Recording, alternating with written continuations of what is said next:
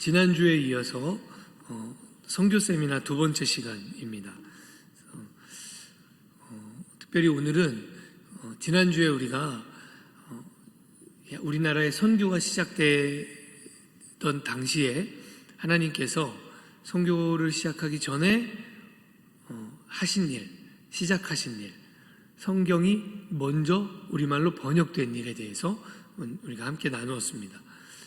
오늘은 선교 초기에 이 땅에 감리교 선교사들이 들어와서 어떤 일들을 했는가, 또 누가 이 땅에 들어왔는가, 이런 얘기들을 좀 해보려고 해요. 우리 교회도 NCNM과 함께 여러 가지 많은 사역들을 하고 있죠. 그런데 이 사역들의 성경적인 기반은 뭐냐면 예수님의 4대 사역이라는 것입니다. 예수님이 이 땅에서 공생의 기간 동안 행하셨던 일들을 4가지로 이제 얘기하는 거인데요. 이런 거죠. 교육, 의료, 구제, 전도. 이게 예수님의 4대 사역입니다. 우리 교회가 비전으로 세우고 함께 행하고 있는 여러 가지 많은 사역들이 이 예수님의 4대 사역 안에서 초점이 맞춰져 있고 그 안에서 이루어져 있는 것이고요. 또 사실은 모든 선교는 그렇습니다. 그래서 우리나라 처음에 선교사들이 들어와서 했던 사역들도 이 예수님의 4대 사역과 다르지 않습니다. 처음에 이 조선이란 땅에 아주 낯선 땅이죠. 이제 파란 눈을 가진 선교사들이 들어오게 되었을 때, 그때 이 선교사님들이 여기 이 땅에 들어와서 처음으로 행하셨던, 중점적으로 행하셨던 일들은 의료 사업하고 교육 사업이었습니다. 아마 잘 아실 겁니다. 의료나 교육이 모든 사람에게 필요한 것이죠. 지금 우리의 생각으로 생각하면 이거는 가난하냐 부자냐 이런 걸 떠나서 의료나 교육은 모든 사람에게 필요한 것입니다. 그런데 130년 전에 선교사님들이 처음으로 이 땅에 들어오셨을 때 그때 의료와 교육은 과연 모든 사람이 누리는 혜택이었나요? 전혀 그렇지 않았습니다. 극히 일부분, 그러니까 아주 양반 계층에 속하는 극히 일부, 그리고 거기에서도 거의 남성들에게만 허락된 것이 교육, 의료였던 것이죠. 그래서 사실은 이 땅에 선교사님들이 들어오기 전에 미국 감리교 선교부에서 어떤 일을 먼저 추진하기 시작하냐면 이 2가지 사업을 허락받는 일을 먼저 추진해요. 그래서 사실은 이 조선 말기라고 하는 시대적 상황은 여전히 서양 문물에 대해서 뭔가 경계심을 품고 있는 거죠. 그러니까 뭔가 확확 들어오는 걸 굉장히 경계하고 어려워했어요. 그래서 고종 황제에게 우리가 들어와서 의료 사업을 할 거고 교육 사업을 할 거다, 이렇게 계속해서 어필을 합니다. 그래서 이 2가지를 허락을 받아요. 미국 감리교 선교부에서 이 2가지 사업을 조선에서 할 수 있도록 이제 조선 왕실로부터 허락을 받은 다음에 선교사들을 찾기 시작한 거예요. 자, 조선 땅에 의료와 교육의 길이 열렸다. 여기에 누가 헌신해서 들어갈 거냐? 이제 미국 감리교회에서 막 사람을 찾기 시작한 거예요. 여러분, 우리가 지난주에 한국 땅에 본격적으로 개신교 선교의 문이 열리기 이전에 하나님께서 우리말로 먼저 성경을 번역하셨다고 그랬잖아요. 이것은 굉장히 이례적인 일입니다. 세계 어느 선교에서도 일어나지 않은 일입니다. 오직 우리나라 선교에서만 있었던 일이에요.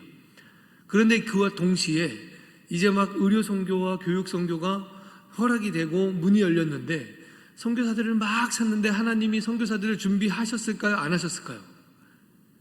당연히 하나님께서 선교사들도 다 그때에 맞춰서 준비하셨죠. 그렇게 해서 준비된 3명의 사람이 있었습니다. 이 3사람이 감리교 선교 선구자들입니다. 3명인데 우리는 굉장히 고맙게도 이름을 2개만 외우면 돼요. 아펜젤러라는 이름하고 스클랜턴이라는 이름입니다. 왜 2개만 외우면 되냐면 3사람 중에 2사람은 아들과 엄마였어요. 이름이 같아요. 성이 다 같은, 우리하고는 좀 다르죠. 이 미국 사람들 성을 같이 일치시켜 버리니까 스클랜턴이 성이에요. 그래서 스클랜턴, 닥터 스클랜턴과 스클랜턴 대부인, 그리고 아펜젤러, 이 세 사람이 감리교 조선 선교의 선구자 3인방입니다. 그래서 이 세 사람을 기억하시면 돼요. 먼저 우리가 스클랜턴을 좀 얘기하려고 하는데, 우리 그 마블 영화에 요즘 유행이죠. 마블 영화 닥터 스트레인지 아십니까? 제가 마블에서 제일 좋아하는 캐릭터입니다. 닥터 스트레인지. 근데 닥터 스트레인지보다 감리교인들에게 더 중요한 인물이 있습니다. 닥터 스클랜턴. 한번 따라해 보시겠습니다. 닥터 스클랜턴. 네. 닥터 스트레인지보다 더 중요한 인물입니다. 닥터 스클랜턴. 이 사람이 어떤 사람이냐면 예일대학 나온 수재예요. 지금도 예일대학 나왔다 그러면 미국에서 이러잖아요. 그때도 마찬가지였습니다. 예일대학 나온 수재였어요. 예일대학을 졸업하고 나서 뉴욕 의과대학에 들어가서 의학을 공부했어요. 그러고 나서 1882년도에 의사 자격을 얻습니다. 여러분, 의사가 됐으니까 이제 뭐 해야 됩니까? 병원을 열어야 되잖아요. 어려운가요, 이게? 네, 의사가 됐으니까 병원을 열어야 됩니다. 그래서 클리브랜드라고 하는 도시에 실제로 병원을 개원해요. 이때까지 이 닥터 스크랜턴은 뭐 선교사, 물론 기독교인이기는 했지만, 독실한 감리교인이었지만 선교사로 나가야 되겠다는 생각을 단 한 번도 해본 적이 없는 사람이에요. 의사가 됐으니까 병원도 개원을 하고 결혼도 했어요. 그 해에. 개원하던 해에. 그래서 이제 평탄하게 잘 살면 됩니다. 그런데 그 즈음에, 개원한 지 얼마 안 된 그 즈음에 감리교 선교국에 있었던 아주 중요한 맥클레이라고 하는 분이 스클랜턴 대부인, 메리 스클랜턴이거든요, 이름이. 이 스클랜턴의 엄마죠. 스클랜턴 대부인을 찾아옵니다. 그러면서 전혀 뜻밖의 제안을 하나 하는 거예요. 당신 아들이 의사니까 지금 조선 땅에 의료 선교의 문이 열렸다. 당신 아들이 그곳에 선교사로 가면 어떻겠냐 하는 제안을 하게 됩니다. 자, 여러분이 만약에 이런 제안을 받았다면, 이제 막 결혼도 했고 이제 병원도 열었어요. 어떻게 하시겠습니까? 이 제안. 한 번도 선교사로 나가보겠다는 생각을 해본 적이 없어요. 어떻게 하시겠어요? 당연히 거절해야죠. 그래서 어머니를 통해서 선교사 제안이 들어온 것에 대해서 굉장히 당황했어요. 네, 갑자기 뜬금없이. 그래서 이런지아이 거절합니다. 나는 가지 않겠다고. 그런데 그해 여름에 스크랜턴이 병에 걸려요. 장티푸스라고 하는 전염병이 돌면서 그러니까 아들과 함께 동시에 자기가 병에 걸립니다. 한참을 알아누웠어요. 한참을 알아누운 다음에 이제 병이 다 낫고, 그러고 나서 아내에게 전혀 뜻밖의 얘기를 하는 거예요. 여보, 놀라지 말고 들어. 이렇게 말을 시작했어요. 내가 병중에 있을 때, 앓고 있을 때 내가 결심한 곳이 있는데 나 선교사로 가야 되겠어. 중앙아프리카가 아니라면 어디든지 내가 필요한 곳에 가기로 결정했어. 이런 뜻밖의 얘기를 하는 거예요. 자, 여러분이 이 스클랜턴의 아내예요. 지금 의사 사모님입니다. 어떻게 해야 되겠습니까? 어떻게 하셔야 돼요? 말려야죠. 아닙니까? 그런데 이 스클랜턴의 아내 되는 루리 암즈라고 하는 여인이 처음에 당황했죠. 갑자기 뜬금없이 남편이 선교사를 가겠다고 하니까. 자기는 의사한테 시집왔지 선교사한테 시집온 건 아니었단 말이죠. 처음엔 당황을 했는데 조금 고민을 해보고 이렇게 대답했다고 합니다. 당신이 가는 곳이라면 어디든지 가겠어요. 정말로 이렇게 대답을 했대요. 당신이 가는 곳이라면 어디든지 가겠어요. 그 다음 말이 더 멋있어요. 그리고 저는 거기 묻히겠어요. 이미 목숨을 걸 각오를 한 거예요. 여러분, 선교라고 하는 것은 이런 거 아닙니까? 목숨 걸 각오가 돼 있지 않으면 더더군다나 조선 선교는 더욱 그렇습니다. 듣도 보도 못한, 소위 요즘 말로 듣보잡 나라죠. 지금은 아니지만 그때 당시에 조선이라고 하는 나라는 뭐 정말 무슨 관심을 갖고 알아본 사람이 아니고는 알 수도 없는 그런 나라예요. 그런데 그 조선 땅에 남편이 선교사를 가겠다. 그럼 그 아내는 죽을 각오가 아니면 따라갈 수 없는 것입니다. 그 아내가 내가 그곳에 묻히겠어요. 그러면서 이 3인방의 첫 번째 닥터 스크랜튼이 이제 선교사로 준비가 된 것입니다. 아들 내외가 선교사로 헌신하겠다 하는 결심을 하는 모습을 옆에서 이분이 지켜봤어요. 메리 스크랜튼 대부인이라고 보통 우리가 부릅니다. 이 메리 스크랜튼이 아들 내외가 선교사로 결심하는 모습을 곁에서 지켜보고 있다가 본인도 중대한 결정을 하게 됩니다. 나도 함께 가야 되겠다. 이때 당시에 미국은 이제 막 여권 신장 운동이 막 활발하게 이루어진 때였어요. 여권 신장 운동이 막 일어나니까 교회 안에서도 어떤 단체가 활발하게 활동을 시작했을까요? 여선교회입니다. 미국 감리교 여선교회가 활발한 활동을 시작하게 되던 때가 바로 이때예요. 그러면서 미국 감리교회 여선교회에서 어떤 일을 준비하기 시작하냐면 조선 땅에 교육선교회 문이 열렸다더라. 여선교회가 독자적으로 조선 땅에 교육선교사를 파송하자 이렇게 결정을 합니다.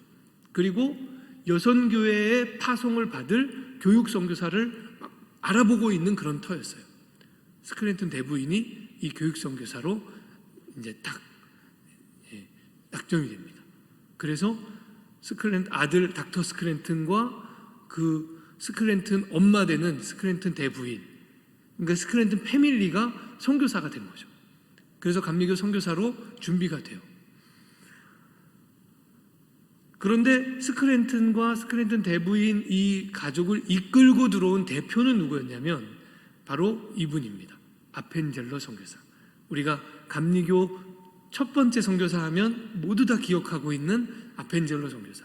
이분이 이 셋 중에 나이가 제일 어렸어요. 그런데 이 셋 중에 대표였어요. 아마도 목사였기 때문이었던 것 같아요. 네. 그래서 실제로 이 아펜젤러 선교사가 내가 선교사로 가겠습니다. 한국에. 그렇게 신청한 곳이 26세입니다. 26살의 어린 청년, 이제 막 목사 안수를 받은. 그러니까 사실은 미국 땅에서 선교사로 파송되기 직전에 목사 안수 받고 파송되는 거예요. 그래서 사실은 미국 선교국에서 너무 어리다. 지금 조선 땅에 들어가야 될 파송할 선교사는 그래도 선교 경험이 좀 있고 어느 정도 나이도 좀 있고 연륜도 있고 그래서 경험이 좀 풍부한 사람이 가야지 지금 그 땅에 처음으로 파송하는 건데 경험이 전혀 없는 사람 보낼 수가 없다. 논란이 많았던, 논의가 많이 됐던 그런 선교사가 우리 아펜젤러 선교사입니다. 이 아펜젤러 선교사는 원래 독일계 미국인입니다. 독일계 미국인이었기 때문에 전통적으로 이 집안은 독일인들이 주로 다니고 있는 아주 엄격한 분위기의 장로교회 출신이에요.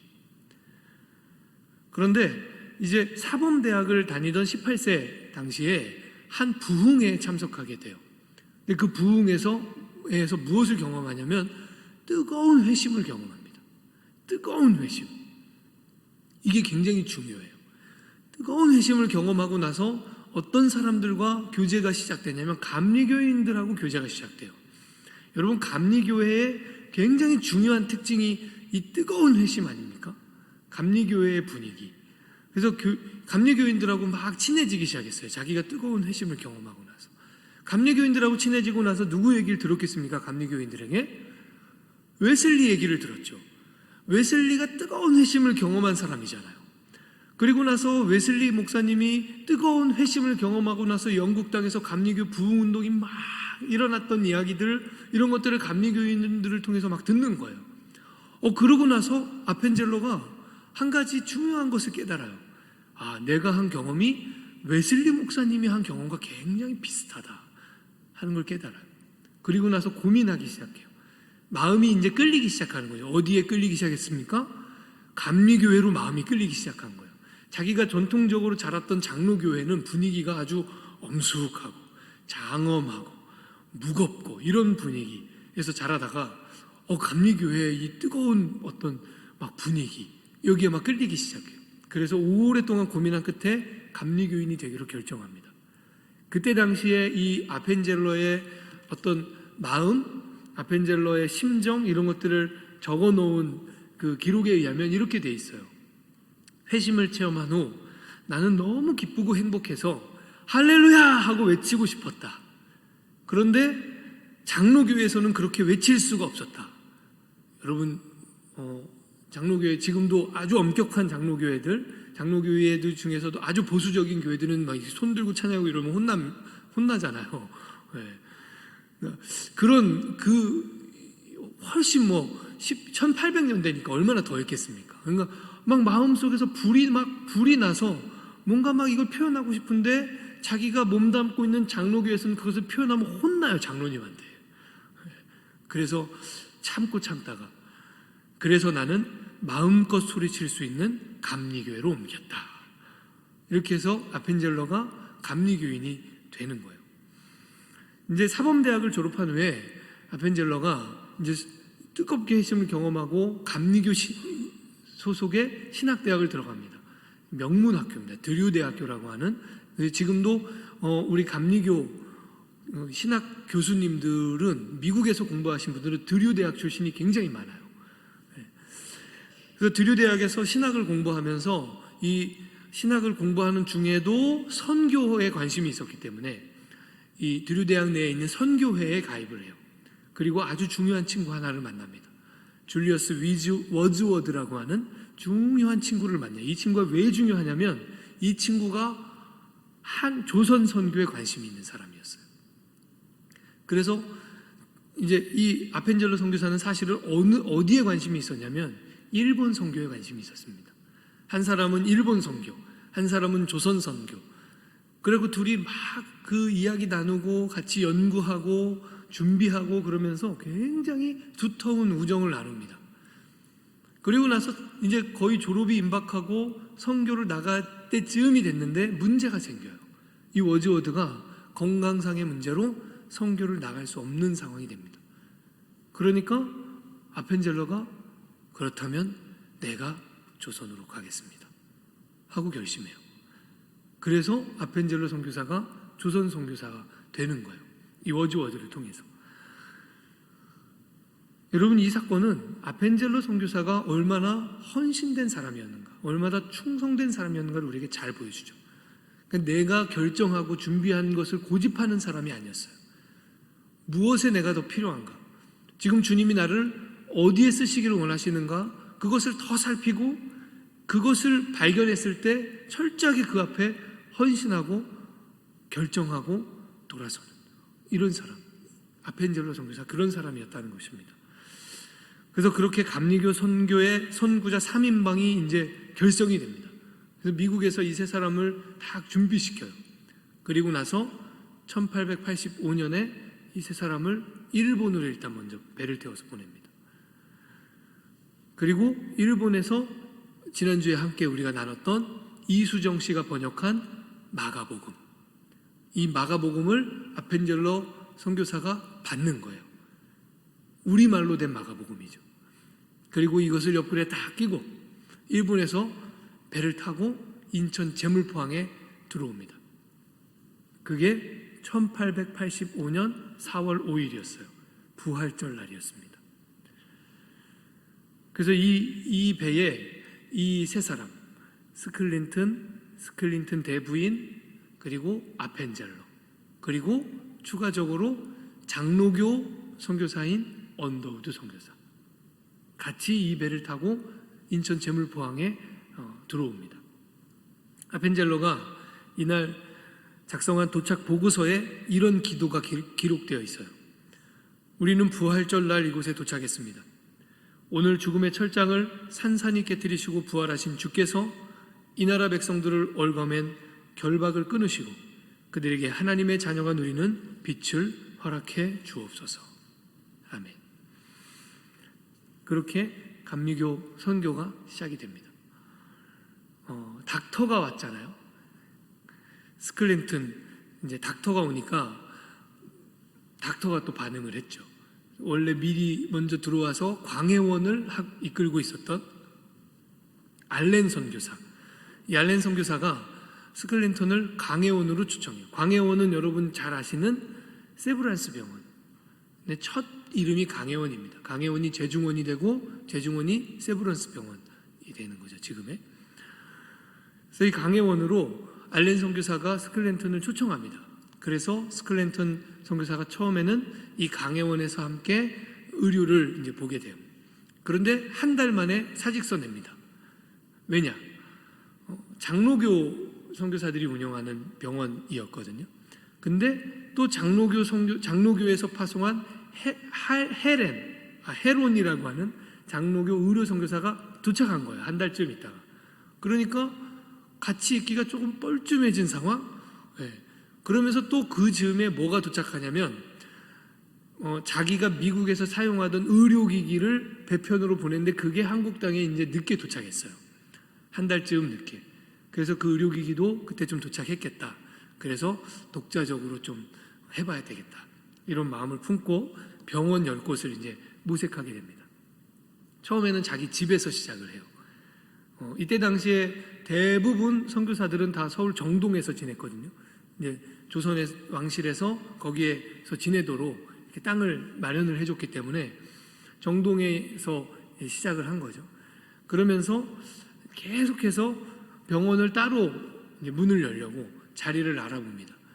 이제 1885년 4월에 들어왔고 한 1년 2개월이 지난 1886년 6월에 이제 건물을 하나 마련을 해요. 그리고 그 건물에서 병원을 개원합니다. 이런 굉장히 허름해 보이지만 저 병원이 조선에서 문을 연 최초의 서구식 사립의료원입니다. 정동병원이라고 하는. 이게 닥터 스클랜턴이 열었던 병원이에요.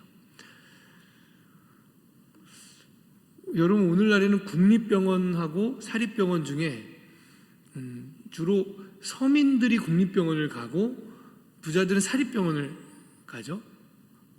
이때 당시엔 달랐어요. 국립병원이었던 광해원은 조선 왕실에서 허락해준 병원입니다. 왜냐하면 알렌 선교사가 민영익을 고쳐줬거든요. 그러면서 조선 왕실에서 아예 허락을 해준 병원이었어요. 그러니까 국립병원이었습니다. 광해원은. 그런데 이 광해원은 주로 어떤 사람들이 찾아갔을까요? 조선의 양반들이 찾는 병원이었어요. 여러분 조선의 양반들이 드나드는 이 광해원에 조선의 일반 사람들이 서민들이 감히 여기에 쉽게 드나들 수 있었겠습니까? 함부로 들어갈 수 없는 곳이 된 거죠. 그러니까 광해원은 사실상 양반댁들이 다니는 병원이 된 거예요. 그리고 서민들은 아파도 찾아갈 곳이 없어요. 광해원의 문턱은 너무 높아요. 그래서 스클랜턴이 이 정동병원을 딱 개원했을 때 그때부터 얼마나 많은 사람들이 찾아오기 시작했는지 몰라요. 다 서민들이었어요. 그래서 이 양반댁들은 광해원으로 갔고 서민들은 정동병원을 찾기 시작합니다. 문을 연 지 8개월 만에 552명을 고쳐요. 엄청나게 많은 환자들이 이 병원으로 막 몰려들기 시작했어요. 의사는 혼자예요. 스클랜턴 한 사람이에요. 의사는 혼자서 그 많은 환자들을 다 감당해내는 거예요. 엄청난 헌신을 했던 것입니다. 환자 중에서는 도저히 병 치료하는 동안에는 일을 할 수 없는 그런 중환자들이 굉장히 많았죠. 그래서 그런 중환자들의 경우에는 병원에서 이 사람들 생활비까지 되는 그런 상황이 된 거죠. 사실은 남녀를 구분해서 그때 당시 조선 말기에 남자 의사가 여성을 치료한다고 하는 굉장히 어려운 일이잖아요. 조선의 풍속상. 그런데 그걸 가릴 수 있는 형편이 아니에요. 의사가 자기 하나니까. 그러니까 남자 여자 구분 없이 스크랜턴 혼자서 모든 환자를 다 돌보기 시작합니다. 그 모습을 지켜본 고종 황제가 너무 감동이 된 거예요. 도대체 저 사람은 어떻게 저렇게 참 와서 이 낯선 곳에 와서 저렇게 고생을 해가면서 조선인들을, 우리 민족을 저렇게 살리는가. 그래서 이 병원에 이름을 지어 붙여줍니다. 시병원이라고 붙여줍니다. 시병원. 왜 시병원이었냐 하면 스클랜턴의 한국 이름이 시란돈이었어요. 그러니까 사실상 스클랜턴 이름 성을 따서 그 병원 이름을 붙여준 거예요. 이게 굉장히, 여러분 빵집도 그 빵집 주인 이름을 붙여갖고 하면 굉장히 믿을만한 빵집이잖아요. 아, 이건 실력이 있는 빵집이구나, 이런 거 아닙니까? 여기 시병원, 스클랜턴이 운영하는 병원이다. 그래서 고종 황제가 아주 눈여겨보고 고맙게 여겨주고 그랬던 병원이 바로 이 스클랜턴이 열었던 감리교의 첫 번째 병원, 정동병원, 시병원입니다.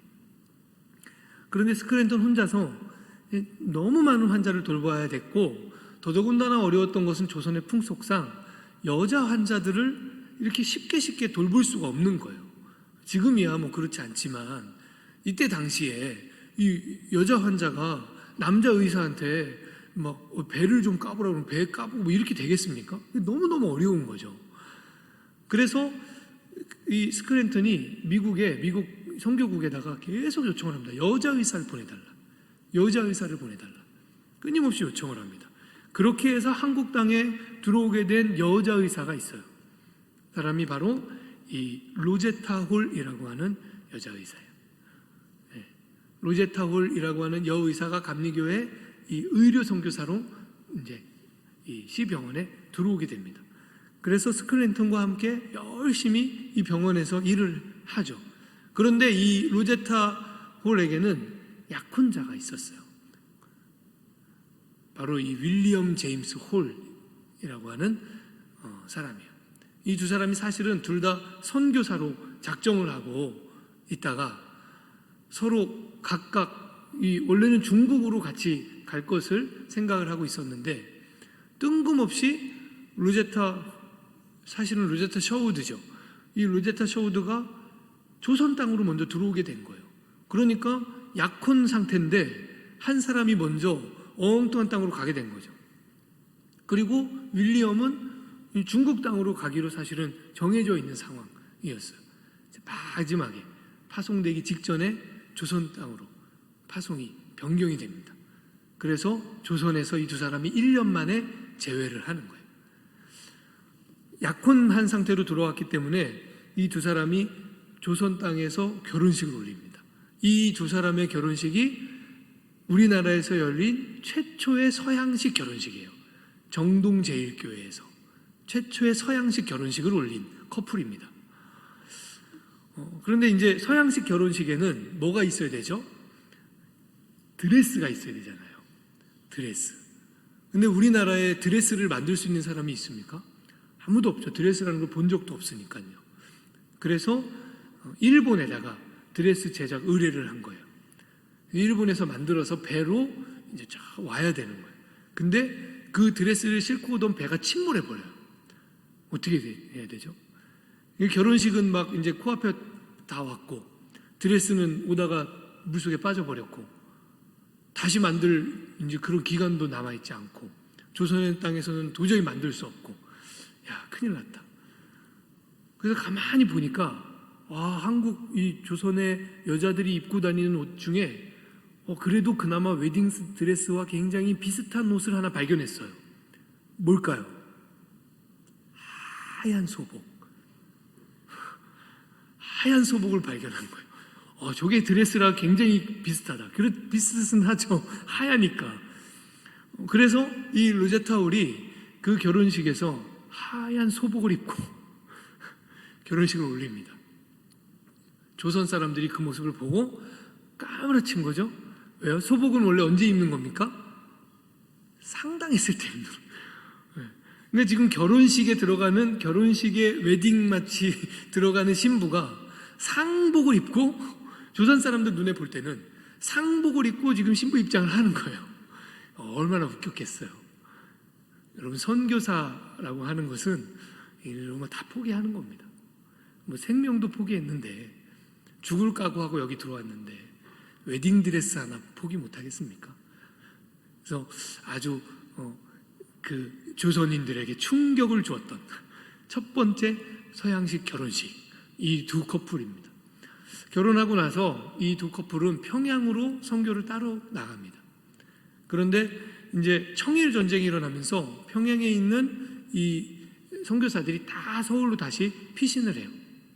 피신을 했다가 청일 전쟁이 끝나고 이제 평양이 어떻게 돼 있을지 너무 궁금하잖아요. 그래서 제임스 홀이 가족들은 두고 이제 평양으로 올라갑니다. 난리도 아니죠. 전쟁 직후니까요. 뭐 시체가 그냥 길거리에 다 나뒹굴고 있고요. 그 시체를 빨리 처리하지 않으면 어떻게 되죠? 전염병이 돌기 시작하죠. 그러니까 평양 전체에 막 저녁에 전염병이 돌고 있는 거예요. 의사였거든요, 이 두 커플 다. 제임스 홀이 평양에 사실은 정탐하러 갔다가 그냥 상황을 보러 갔다가 그냥 내려올 수 있는 상황이 아닌 거예요. 그래서 환자들을 돌보기 시작합니다. 전염병을 앓고 있는 환자들. 그러다가 어떻게 됐을까요? 자기도 그 전염병에 감염이 돼요. 사실은 이 전염병은 빨리 감염되자마자 바로 다시 내려와서 치료했으면 얼마든지 고칠 수 있는 병이었다고 해요. 그런데 이 제임스 홀이 계속해서 뭐 환자들이 계속 밀려드니까 환자들을 돌본 거예요. 그러다가 나중에 돼서야 병이 이미 깊어진 다음에 내려오게 됩니다. 그래서 그 병으로 제임스 홀은 먼저 세상을 떠납니다.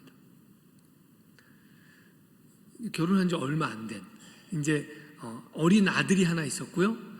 딸아이가 복중에 있었어요.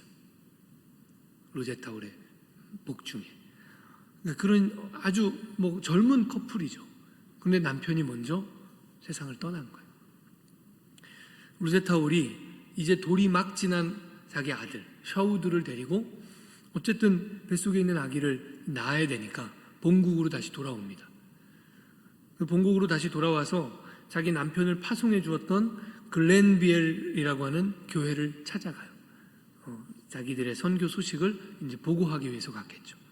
그런데 이 교회가 너무너무 중요한 결정을 해줍니다. 어떤 결정이었냐 하면 남아있는 우리 가족들의 생계를 우리 교회가 앞으로 책임지겠습니다. 이런 결정을 해줘요. 너무너무 멋있는 교회 아닙니까? 자기들이 파송한 선교사의 아내와 자녀들이 그래도 살아갈 수 있도록 끝까지 책임을 지겠다고 하는 그런 결정을 이 교회가 합니다. 이 교회가 그런 중요한 결정을, 너무너무 중요한 결정을 내려주니까 로제타 홀이 더 중요한 결정을 합니다.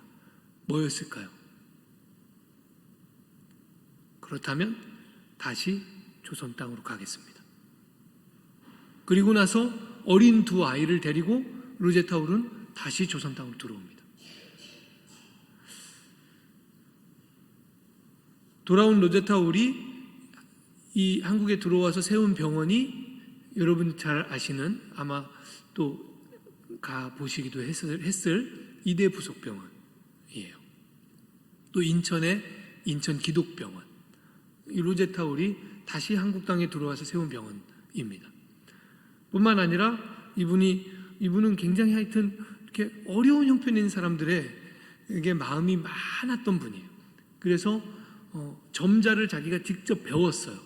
이걸 뭐 누가 배워갖고 데려올 수가 없으니까 자기가 직접 점자를 배워서 이 땅에 들어와서 그 점자를 전파하고 가르치는 일을 합니다.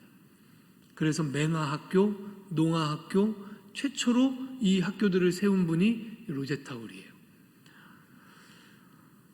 그러다가 여기 사진에 보면 귀여운 이 딸아이가 있죠. 딸아이가 한국 땅에서 먼저 천국으로 먼저 갑니다. 어린 나이. 그럼에도 불구하고 이 로제타 홀은 끝까지 조선 땅에서 선교사로서의 역할을 다 하는 거예요. 그 아들, 귀엽게 생긴 통통한 아들 샤우드 홀. 이 셔우도우리요, 나중에 커서 미국에 가서 의학을 공부합니다. 그리고 나서 어떻게 할게요? 우리 엄마 아빠가 열심히 선교했으니까 나는 미국에서 이제 좀 편안하게 살아야 되겠다, 이렇게 생각할 법도 한데, 셔우도우리 의학을 공부하고 나서 다시 한국으로 돌아옵니다. 그리고 나서 황해도 해주에 결핵 전문 병원을 엽니다. 한국 사람들이 그때 당시에 결핵으로 죽는 사람들이 너무 많았던 거예요. 그래서 결핵 전문 병원을 열고 결핵 퇴치를, 이 땅에 결핵을 몰아내자, 이런 이제 운동을 막 하는 거예요. 그래서 결핵 퇴치를 위해서 온 힘을 쏟았던 분, 셔우도홀이라고 하는 이 두 의사 부부의 아들 의사입니다. 여러분, 결핵 퇴치하면 생각나는 거 없으세요? 크리스마스 실. 저희가 나중에 알았어요. 저희 어머니가 어렸을 때 이게 학교에서 팔았었거든요. 기억나시죠? 제가 제가 사실 국민학교 출신이지만 초등학교 시절에 학교에서 항상 이걸 팔았어요. 12월이 되면 크리스마스 실을 팔았어요. 그러면 그때 당시에 형편이 참 없는 형편이었는데, 어머니가 이 크리스마스 실은 꼭 사야 한다, 그리고 꼭 사오게 했어요. 그리고 이걸 연합장에 또 크리스마스 카드에 다 붙여서 보내도록 그렇게 하셨어요. 그래서 제가 사실은 이거 아까 전에 저녁 때 막 검색해서 찾은 이미지거든요. 근데 제가 오늘 집에 가면 한번 찾아보려고 그래요. 제가 어렸을 때 초등학교 시절에 우표 수집을 좀 잠깐 했었는데, 친구 따라서 그때 수집했던 크리스마스 실 중에 하나가 이거였던 것 같아요. 이 기억이 나요, 이 디자인이. 그래서 집에 있을 것 같아요, 이 실이. 크리스마스 실이 매년 나왔죠. 이 크리스마스 실을 만드신 분이 셔우도울입니다. 근데 더 놀라운 걸 제가 지난 선교사님 강의 때 들었어요. 첫 번째 크리스마스 실 디자인으로 거북선을 했다는 거예요. 그래갖고 일본 정부의 탄압을 받았답니다. 그때 당시에는 뭐 일제시대였으니까요. 그래서 야, 이분이 굉장히 역사의식도 있었던 분이구나. 일제시대에 거북선으로 크리스마스 시를 만드는 그 대담함. 네, 역사의식이 있었던 분이구나. 여러분, 이 선교사들이, 특히 이 선교사 자녀들을 생각하면 이 셔우도울뿐만 아니고요, 놀라운 분들이 많아요. 미국으로 건너가서 다시 실력을 쌓아서 다시 한국 땅으로 돌아오신 분들, 그리고 지금 양화진 선교사 매역에 가면 거기 묻혀 계신 분들. 도대체 왜 그랬을까? 사실은 잘 이해가 안 돼요. 도대체 왜 그랬을까? 몇 달 전에 그 청년들하고 양육을 하고, 청년들 데리고 이제 양육 마지막 날 양화진에 가는 코스가 있었거든요. 그래서 오랜만에 청년들하고 양화진에 갔는데, 그때 제가 볼 땐 굉장히 하여튼 좀 한따까리 하시는 분인 것 같아요. 저희가 만난 가이드 분이 너무너무 설명을 얼마나 잘해 주시는지, 양화진에 여러 번 가봤지만 요번에 만난 가이드처럼 디테일한 이야기를 해주시는 분이 없었어요. 정말 저런 걸 어떻게 알까 싶을 정도의 이야기를 막 해주시는 거예요. 근데 그분이 이 얘기를 하시더라고요. 도대체 선교사 자녀들은 왜 미국에 다시 나갔다가 다시 조선 땅으로 들어왔을까? 자기가 고민을 많이 해봤대요, 그 문제에 대해서. 그리고 내린 결론은 이거래요. 스스로 자기를 조선 사람이라고 생각했던 것 같대요. 조선에서 태어났잖아요. 그러니까 조선에서 태어났고 조선에서 자랐으니까 자기들 스스로를 생긴 건 미국 사람이지만 나는 조선인이다, 이렇게 생각하고 살았던 것 같대요. 그래서 다시 자기 고국으로 돌아온 거예요. 고국을 위해서. 셔우도울이 그 대표적인 예입니다. 그래서 크리스마스 실 우리가 생각할 때, 요즘에도 크리스마스 실이 나오나요? 잘 모르겠어요, 이제. 하여튼 크리스마스 실을 생각할 때 우리가 이 크리스마스 실이 감리교 선교 운동하고 깊이 연결되어 있었던 거구나. 제가 알았어요. 그래서 우리 어머니가 그렇게 없는 형편에도 이것은 꼭 쌓아야 한다고 그렇게 강조했던 거구나. 그때 당시에 저희 교회의 담임 목사님, 지금은 돌아가신 목사님이지만 박내수 목사님이라고 하는 저희 어머니가 굉장히, 지금도 내가 지금까지 신앙생활하면서 만난 최고의 목사님, 우리 어머니 가슴속에 최고의 목사님, 우리에게는 차강일 목사님이 있는 것처럼 우리 어머니 가슴속에는 박내수 목사님이 있거든요. 이 박내수 목사님이 제가 아주 어릴 적이지만 굉장히 의식 있는 분이었어요. 그래서 본인 스스로도 여러 가지 의식 있는 활동도 많이 하셨고, 교회적으로도 이렇게 고아원 아이들 데려다가 각 가정에 보내서 하루 동안 이 아이들, 엄마처럼 이 아이를 해줘라. 그래서 저희 집에도 이 고아원에 있는 한 자매가 저희 집에 와서 하루를 같이 저희하고 놀고 지냈던 기억이 지금 나요. 그런 일들, 그런 의식 있는 일들 많이 하신 그런 목사님이셨어요. 그래서 아마 크리스마스 실도 그분이 꼭 쌓아야 한다고 강조하시지 않았을까 생각이 듭니다. 지금 이제 닥터 스크린튼 얘기 끝난 거예요. 시간이 다 돼서 스크린튼 대부인 얘기를 짧게 해야 되는데, 스크린튼 대부인 하면 아주 유명한 학교를 세운 분입니다. 이분은 교육 선교사로 왔다고 그랬잖아요. 그래서 이 스크린튼 대부인이 이 땅에 와서 보니까 누가 눈에 들어오기 시작했냐면 여성들이 눈에 들어왔어요. 여러분, 조선의 여성들은 당시에 이름이 없었습니다. 아십니까? 여자들에겐 이름을 지어주지 않았습니다. 그냥 누구누구 댁, 누구누구 이런 식으로 불렀지 이름이 없었어요. 이름도 없고 교육도 못 받고 그냥 그렇게 사는 그 여성들이 눈에 들어오기 시작했어요. 여성들은 철저하게 교육에서 배제됐죠. 그래서 스크린튼 대부인이 여학교를 시작합니다. 이 여학교에 첫 번째 들어온 학생이 누구였냐면, 살림이 너무 가난한 거예요, 이 집이. 그래서 도대체 애들을 하루에 한 끼 먹이는 것도 어려운, 그럼 너무 비난한 살림. 그래서 저 학교로 보내면 애 밥이라도 한 끼 먹이겠다 싶어서 자기 딸을 학교에 보낸 이 아이가 스크린튼 대부인의 첫 번째 제자입니다. 두 번째 제자는 누구였냐? 자기 아들 닥터 스크린튼이 운영하고 있는 정동병원에 입원한 거지 어머니. 어머니가 거지니까 그 딸은 뭐였을까요? 당연히 거지죠. 정동병원에 입원한 거지 어머니의 누구도 돌봐주지 않는 딸. 이 아이가 스크린튼 대부인의 두 번째 제자였습니다. 그렇게 한 명씩 한 명씩 돌보지 않는 여자아이들이 이 학교로 들어오기 시작해요. 그리고 이 아이들을 막 가르치는 거예요. 성심껏 열심히.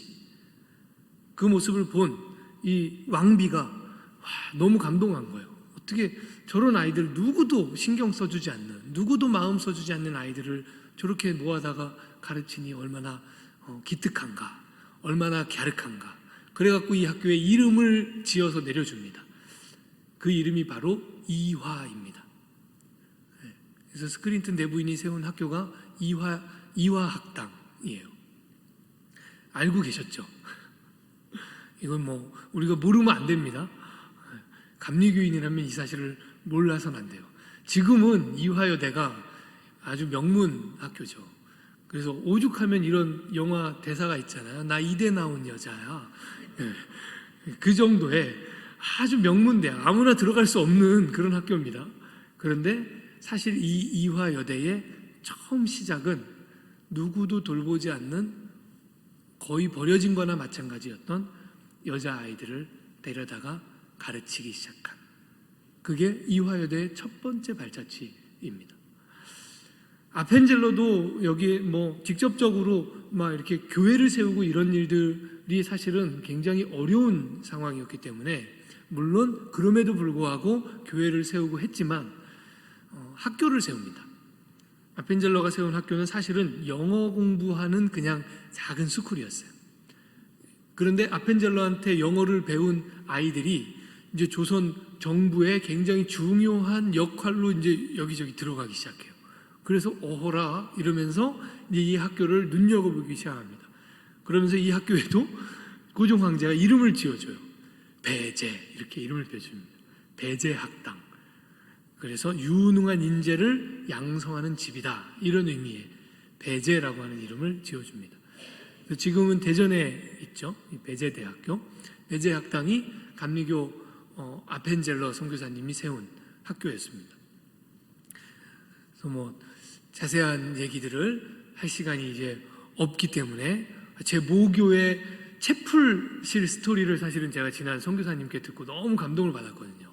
제가 제가 처음에 1학년 때 들어갔던 그 학교는 완전 옛날 학교, 진짜 옛날 모건대학교. 근데 제가 2학년 때 학교가 완전 통째로 이전을 하거든요. 다른 동네로 다 새 건물 지어갖고. 근데 그러니까 사실은 제가 그 채플실, 옛날 채플실에서 마지막 예배를 드렸던 세대거든요. 지난 강의 오셨던 선교사님이 그 채플실 이야기를 해주셨는데 너무 감동이 되는 이야기였지만 시간이 없습니다. 궁금하신 분들은 저에게 개인적으로 찾아오시면 제가 예배드렸던, 제가 사실 그 채플실에서 너무 은혜를 받았고 그 채플실에서 날마다 새벽기도 했거든요. 제가 기숙사 살았기 때문에 그 채플실에서 날마다 새벽기도 하면서 저하고 새벽기도 경쟁하던 친구가 하나 있어요. 저랑 이름도 비슷해요. 승지라고 하는. 누가 마지막까지 남아서 새벽기도를 마지막까지 남아있느냐 이걸 가지고 경쟁했는데 나중에 알았어요. 저만 혼자 그랬다는 걸 알았어요. 이 승지는 저하고 전혀 한 번도 내가 승기를 이겨봐야 되겠다 이런 생각을 안 해봤대요. 근데 저는 마음속으로 항상 내가 승지보다 늦게 가야지 이런 생각을 하면서 지냈던 그런 채플실인데 궁금하신 분은 따로 찾아오십시오. 여러분, 감리교 선교사들이 처음 이 땅에 들어왔을 때 의도한 것인지 아닌지는 모르겠어요. 그런데 초창기 감리교 선교는 이 땅에 아주 어려운 사람들, 가난한 사람들, 여학생들, 버려진 소녀들, 이런 사람들을 향해서 막 갔습니다. 이 빈부의 차이가 너무나 심하고 안상의 차이가 있었던 이런 조선 시대에 선교사들이 하나님의 자녀들이 가지는 평등의 정신, 누구든지 교육을 시키고 누구든지 먹이고 누구든지 가르치고 누구든지 고치고 하는, 물론 감리교 선교사들만 그렇게 했던 것은 아니지만 초창기 감리교 선교는 더더욱 이런 어려운 사람들을 향해서 가게 되었다. 하나님이 그렇게 하셨던 것 같아요. 그리고 지금도 그것이 감리교회의 숙제가 아니겠습니까? 지금도 감리교회가 그런 일들을 감당해야 될 줄로 믿습니다. 여러분, 그분들의 아름다운 헌신이 있었기 때문에 지금의 우리가 있습니다. 우리에게까지 복음이 오기까지 사실은 방금 이야기했던 선교사님들을 뿐만 아니라 너무너무 많은 선교사님들의 목숨을 건 헌신이, 생명을 바친 헌신이 있었기에 우리가 이 복음을 지금 받고 누리고 있는 것입니다.